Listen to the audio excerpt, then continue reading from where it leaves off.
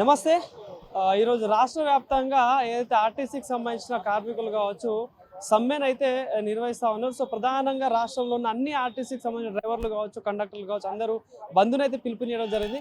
So Congress ప్రభుత్వం ఏదైతే వాళ్ళకి ఇచ్చిన మేనిఫెస్టోలో ఇచ్చిన హామీలు ఏవైతే ఉన్నాయో తక్షణమే మా డిమాండ్లు పరిష్కరించాలి. దాదాపుగా 32 డిమాండ్లతో అయితే వీళ్ళు ఒక ప్రభుత్వానికైతే ఒక డిమాండ్ అయితే విడుదల చేశారు. సో దానిలో ప్రధానంగా ఇవన్నీ అమలు చేయాలి. అదేవిధంగా ఆర్టీసీని ప్రభుత్వంలో విలీనం చేయాలి. వాళ్ళకి సంబంధించిన పిఆర్సీలు కావచ్చు, అదంతా వాళ్ళ సమస్యలన్నీ పరిష్కరించాలని చెప్పేసి ఎప్పటి నుండో కొట్లాడుతూ ఉన్నారు. సో ప్రభుత్వం పట్టించుకొని ఎడల ఈ రోజు నుండి సమ్మెనైతే పిలుపునియడం జరిగింది రాష్ట్ర వ్యాప్తంగా. సో మరి దీనికి సంబంధించి మనతో పాటు ఆర్టీసీ జేఏసీ సంబంధించిన నాయకులు మనతో పాటు ఉన్నారు, మాట్లాడదాం. అన్న నమస్తేనే. సో దాదాపుగా ఎప్పటి నుండో పోరాడుతూ ఉన్నారు ఆర్టీసీకి సంబంధించిన మీరందరూ. సో ప్రభుత్వం మరి ఎందుకు ఇట్లా నిర్లక్ష్యం వహిస్తూ ఉంది కావచ్చు, ఏం చెప్పదలుచుకున్నారు దీనికి సంబంధించి? ప్రభుత్వానికి మేము 1 సంవత్సర కాలం అవుతుంది. ఆ రోజు మేము ఆల్రెడీ ముందే సమ్మె నోటీస్ ఇచ్చినాము. ఇది పోయినసారి మే 7వ తారీఖు నాడు సమ్మె ఉండే. ఆ రోజు మమ్మల్ని చర్చలకు పిలిచారు.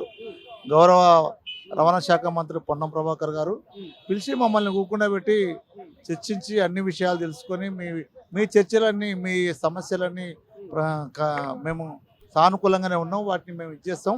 ఇప్పుడు పాకిస్తాన్ యుద్ధం ఒకటి స్టార్ట్ అయింది. దయచేసి యుద్ధం జరుగుతుంటే మీరు సమ్మె చేయడం బాగోదు, మీరు వాయిదా వేసుకోండి, మేము అతి త్వరలో మీ సమస్యలని పరిష్కరిస్తామని చెప్పేసి గౌరవ మంత్రి గారు చెప్పడం జరిగింది. గౌరవ మంత్రి గారి మీద అభిమానం మేరకు కాంగ్రెస్ ప్రభుత్వాన్ని మేము గెలిపించుకున్నాం కాబట్టి మేము పోయిన ప్రభుత్వంలో దగాపడ్డాం.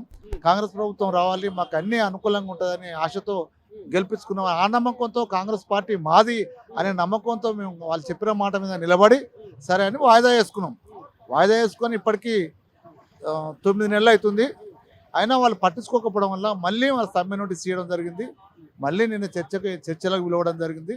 ఆ చర్చలలో ఐఏఎస్ అధికారులతో వేసిర్రు. ఐఏఎస్ అధికారులు వాళ్ళు మా సమస్యలన్నీ విన్నారు. ఈ సమస్యలన్నీ పరిష్కారానికి ఒక 4 వారాల టైం అడిగిరు వాళ్ళు. 4 వారాల టైం అంటే ఇప్పుడు మేము సమ్మె నోటీస్ ఇచ్చి 41 రోజు అయిపోయింది. 41 రోజు అయిపోయిన తర్వాత మళ్ళీ 4 వారాలు అంటే మళ్ళీ ఎట్లా సాధ్యం? అంటే మేము సమ్మె నోటీస్ ఇచ్చినప్పటి నుంచే మమ్మల్ని పిలిచి ఈ పాటికి ఇవన్నీ జరిగిపోవాలా. ఇవన్నీ కన్సల్టేషన్స్ మీటింగ్స్, యాజమాన్య మీటింగ్లు కానీ, ప్రభుత్వంతో మీటింగ్లు కానీ జరుగుతుంటే మాకు ఈ లోపల అయిపోయేది.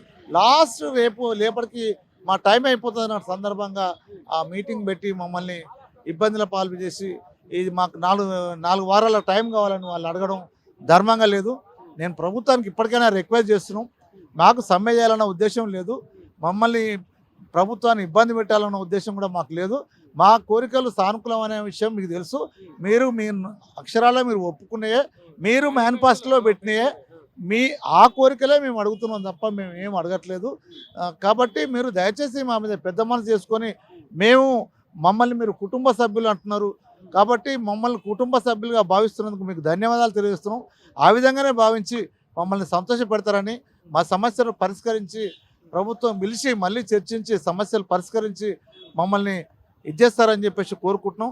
ఎందుకంటే మేము సమ్మెకు పోకుంటే మరి ఈ సమస్యల పరిష్కారం సుదీర్ఘంగా గత 5-6 సంవత్సరాల నుంచి ఇబ్బందులు పడుతున్నాం.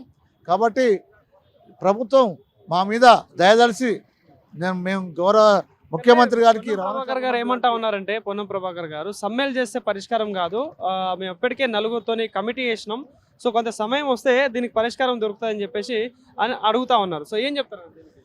పొన్నం ప్రభాకర్ గారి మీద గౌరవంతోనే మేము ఆ రోజే మాట్లాడిన సందర్భంగానే తను వాయిదా వేసుకోమని చెప్తే వాళ్ళ మీద గౌరవంతోనే వాయిదా వేసుకున్నాం. వాయిదా వేసుకుంటే నిమ్మకి నీరెత్తినట్టు సైలెంట్గా ఉండి మళ్ళీ మేము సమ్మెకు పోయేంతవరకు. ఇప్పుడు సమ్మె అంటే ఒట్టిగా అవుద్దా? మేము ముందు సమ్మె నోటీస్ ఇవ్వాలి, ఆ సమ్మె నోటీస్ నుంచి 40 రోజుల టైం కావాలి. ఇదంతా ప్రాసెస్ కదా. యాజ్ పర్ లీగల్గా లేబర్ కమిషన్లో అవి మనకు కన్సల్టేషన్స్ మీటింగ్స్గా ఇవన్నీ జరుగుతున్నాయి. ఇంకా మేము తొందరపడేదే ఉంది. ఎన్నో రోజుల నుంచి అడుగుతున్నాం కదా. ఈ ప్రభుత్వం మాది అని పొన్నం ప్రభాకర్ గారు కుటుంబ సభ్యులు అంటుండు కాబట్టి మేము కూడా గౌరవిస్తున్నాం. మమ్మల్ని సమ్మె నుంచి నివారించండి. మా సమస్యలు మేమేం ఉత్తమ కోరికలు కాదే మేము కోరేది. ఆల్రెడీ ప్రభుత్వంలో విలీనం అనేది ఆల్రెడీ ముందే పోయిన ప్రభుత్వమే దాన్ని గెజెట్ వరకు తీసుకొచ్చి రాజముద్ర కూడా అయిపోయింది. ఆల్రెడీ ఓన్లీ చీఫ్ సెక్రటరీ నుంచి జీవో పాస్ అయితే అయిపోయే చిన్న పని ఉంది, అంటే ఏనుగా వెళ్ళింది, చిన్న తోక ఉంది, అది పెద్ద పని కాదు, నేను ఈజీగా చేసేస్తామని కూడా మీరు మాట ఇచ్చారు. ప్రభుత్వ ఉద్యోగులతో సమానమైన వేతనాలు ఇస్తున్నారు. ఆర్టీసీని ప్రక్షాళన చేసి దీన్ని ఆధునీకరిస్తామని చెప్పేసి మాట ఇచ్చారు.